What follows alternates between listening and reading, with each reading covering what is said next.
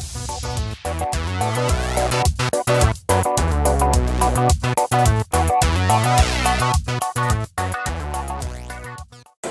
evening. I think we're going to go ahead and get started. We want to make the most of your time tonight. I'd like to start off by introducing myself. My name is Kristen Lorton, and I am the 5th and 7th grade counselor, so I'm the counselor for your students.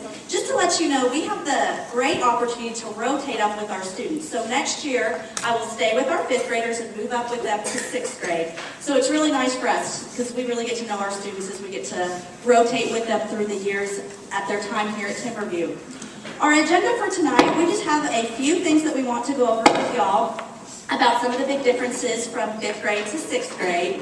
And then when we're finished, the 6th grade teachers are going to talk to y'all for a few minutes as well about the expectations they have, some differences in curriculum, things that you can anticipate for next year. And then we also have our elective teachers that are available for y'all to go around and get to meet, ask any questions, so that when the time comes when your students get to choose their elective classes, because that's one of the big changes from 5th to 6th grade, they have the opportunity to choose their elective classes, that they'll get to make a good decision what's best for them.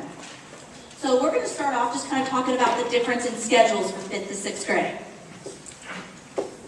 Okay, and my name is Madeline Clement. I'm the other counselor here. I take care of 6th and 8th graders this year. So I see your students every day at lunch, so I'm very familiar with their faces, but we rotate up with our kids, and so I'll be with 5th and 7th next year. So we're going to talk at first about required academic classes. So 5th graders, just like 6th graders, take the 4 core classes: science, social studies, language arts, and math. Okay, so here's kind of the way a schedule would look in 6th grade. Very similar to 5th grade in a lot of ways. We're going to talk first about that elective block at the first. It doesn't happen first period. We just put it there because it was easier to see. So elective number 1 is something that would happen in the fall semester. Elective 2 would happen in the spring semester. So one period during the day, your student will go to an elective every single day. So that might be art, or band, or drama, or technology, something like that. Another period, you see underneath it says PE/advisory. What we do in 6th grade is, because the students have 2 elective periods, they'll get PE, perhaps on even days, and then advisory on odd days. Advisory being the time that they have to do some work with their teachers, maybe get some remediation, some acceleration, things like that. So that's how electives work in 6th grade, 2 specific periods. We've also got a 90-minute math block, which is similar to 5th, a 90-minute language arts block, and then 45 minutes of science and social studies. So let's talk electives for a minute about in 6th grade. This year in 5th grade, your students have sampled electives to kind of see what they might be interested in. One of the first electives that we're going to talk about is band. It's our only elective that's offered in 6th grade that is a full year elective, meaning they start in the fall and they'll go all the way through June when we finish school. If they pick band, they'll do band all year and then that PE advisory for the other period. The other choices are art, drama, choir, and technology. If they choose those, they would take 2 of those electives, like art in the fall, drama in the spring, choir in the fall, technology in the spring. And then the other period be that PE advisory. Okay, we put an asterisk by technology. I just want to mention this real quick. Technology is a current 6th grade elective. We're not positive about next year. Keller is doing lots of neat things with our middle school students that your kids will get to experience very soon. But we're offering new things like online courses and things like that. And there's a lot of them. We've got 5 online courses that start next year for our 8th grade students. So we're honestly just kind of looking at staffing and space and things like that. So right now it's an elective offering, but we're just going to have to kind of figure things out as we move forward in registration. Okay, my last note about electives, we can't guarantee elective choices. When we work with your student, we're going to let them rank the things that they want, and we're going to work our very hardest in the summer to get them exactly what they want. But we can't guarantee that because of spacing and availability. So that's just something we want to talk to you guys about. We'll talk to your student about it as well. However, your student does choose band. They will get that because that's an elective that requires a financial commitment and a time commitment, and we know that if they pick that instrument, we want them to go ahead and make sure that they have that elective. So one of the big changes from 5th to 6th grade is that they do have the opportunity to join band. If your student is at all interested, Sixth grade is when they really need to get signed up for band, because in sixth grade is when they actually get to learn their instrument, whatever instrument that they will play. When they move to seventh and eighth grade, at that time they're actually part of a band. So sixth grade is when they need those prerequisite skills of knowing how to play their instrument, so that if they do want to continue in band as a seventh and eighth grader, they'll be able at that point to play within a band. It's more than just learning their instrument. So we really stress if your student is at all interested in band, sixth grade is the time for them to try that out. There is an instrument selection night on February 3rd and 5th, and the band teachers will be up here, and they'll have several instruments up here that they'll work with your students to help get them into the best fit of what instrument would work for them.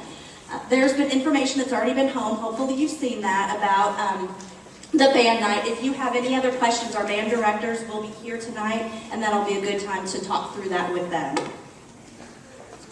So in class registration, we will be visiting with our students on February 11th, and we're going to go over all this information with them, and we're going to walk them through how to fill out their registration form. And at that time, we're going to have them complete a draft registration form. And as y'all know, sometimes our students forget to get stuff turned back in. So what we'll do at that time, once they filled out that draft form, we're going to hang on to that.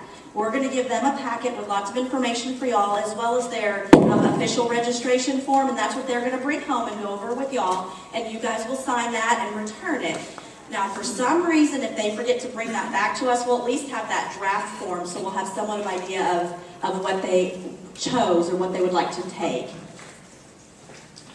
Completed registration forms, they're going to be pink. It's going to be in a packet that will come home after we have that registration date with your students later in February. Those are going to be due February 25th to your student's first period teacher. And it does require a parent signature, so we want to make sure that y'all have seen it and agreed to it and have signed off on that.